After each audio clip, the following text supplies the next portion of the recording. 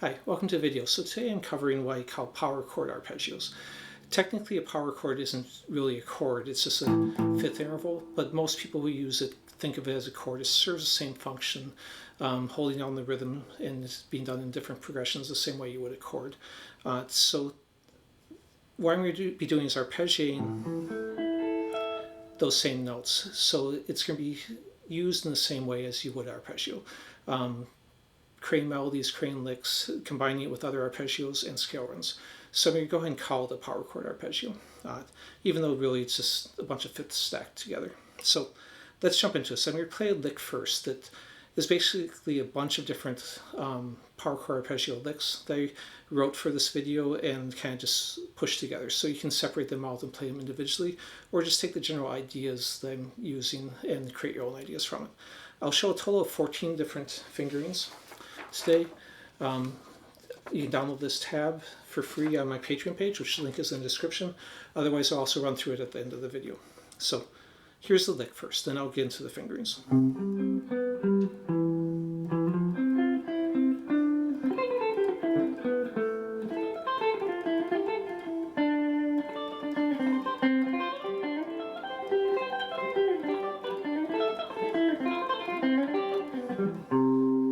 Okay, so a bunch of different ideas in there. I combined them with other arpeggios, creating both major and minor triads, major 7 and major 9, and then with some scale runs.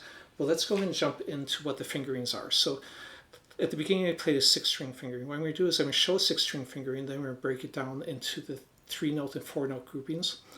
I find the 3-note groupings are the ones I use the most, and that's why in the original piece I just wrote, I used 5 different fingerings, and 4 of them were 3-note and 1 of them was a 4-note grouping. But I'll show you where they come from, which is the larger shape. So if I start on the A power chord, basically I'm just going up to the E, which is the 5th, switching octaves,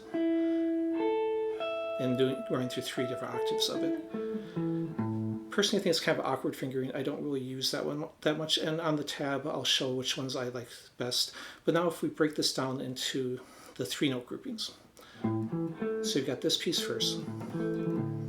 Anytime I have 2 notes next to each other, I'm just going to roll them. Then if I move up 1 note, I have this grouping, which is basically starting on the 5th instead of starting on the root. Technically, you could think of this as a 4th also, but I'm going to just think of it as a A5 throughout because it's all just A and E, or E and A, so it's the same notes. The next grouping would be, this one, which you've probably used before on chords, and then the last one would be this. This is probably the one I use the most, and you can use it in a lot of different circumstances. And then if I break this into 4-note groupings, you can combine something together. Like in the little piece I wrote, I had this piece, which is combining this one and this one together. Of course, you could go up and have that grouping also, or have that grouping. Okay, I'm going to show one more set of arpeggios, and I'll break down the licks I did. So now I'm going to show off a 5th string root. So I'm going to just start on the E.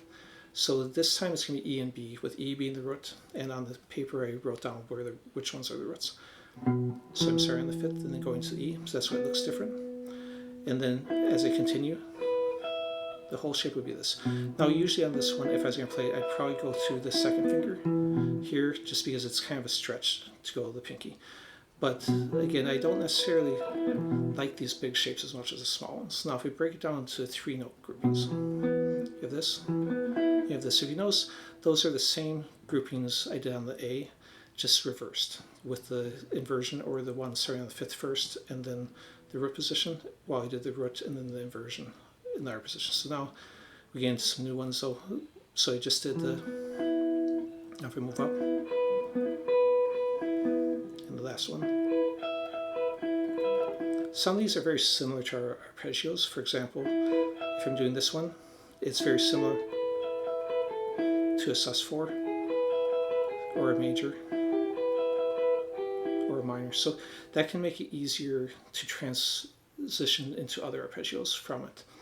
Okay, now if we do a 4-note ones on this, get those 4, then again, probably use this finger. I don't really use that shape, honestly. I'm trying to show all the possibilities, because some of you might like shapes that I don't necessarily personally like that much.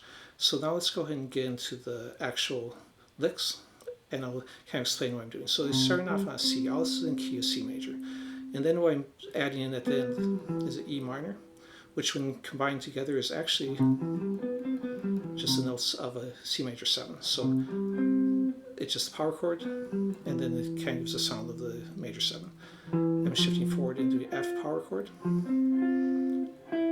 That could be considered adding the 7th, but now I'm not thinking of it, I'm thinking more of it like a scale run. And then coming up here. So it's, and then I'm going to go to a C again, then go straight into a scale run. So basically on the scale run, I'm just shifting positions on there. Now I'm going to go into this arpeggio and come down with scale run. And then I'm going to go into this, which is just, this is the root, so it's a D power chord, and then move it down to a C power chord. Then we're going to switch. So here the root is on 3rd string. I'm going to switch to this one, where now the root is on the 2nd string, so it's an F now instead of a C. And then we're going to slide forward and just alternate ascending and descending. Then I'm going to do the same beginning, but I'm going to come up with major in this case. Thinking of this as the root and just using whichever triad fits within the key. And I'm actually hit this note twice. So you'd up with a sound like that. We're going to jump back here, do the same idea, now on a G. Then move forward, doing an A minor, and then back to an F. Then jumping forward to a D power chord and ending with the C major 7 shape here, which when combined together gives me a C major 9. Okay, so let's take a look at this tab. So on the top 2 lines, I break down the 6 string, 3, then the 3 note and 4 note groupings. The star with a circle around it are ones I used in the licks. The other starred ones are my next favorite, or my other favorite ones I didn't use in the licks, but I still like. The ones that don't have stars are perfectly fine, but I personally don't use as much. So I wanted to narrow it down because 14 shapes is a lot of shapes. Okay, and then you get into licks here. This part, that's the 10 slide to 9. Sorry for the bad writing. Used whiteout, it didn't come out that good. And then I wrote down next to each of them what the arpeggio was that I was using. So like here, C5 and E minor combined together makes a C major 7. Then the F5, yeah, so you can kind of get an idea. Where I wrote the little 8th note here, that just means you're pausing a little bit there. Also pause any of the vibratos. All right, so again, you can download this for free on my Patreon page. Link is in the description. Please like the video, subscribe if you can. I'm trying to build up my channel, and any of that helps me to get more viewers from the algorithm. So thanks for watching, and I'll see you next time.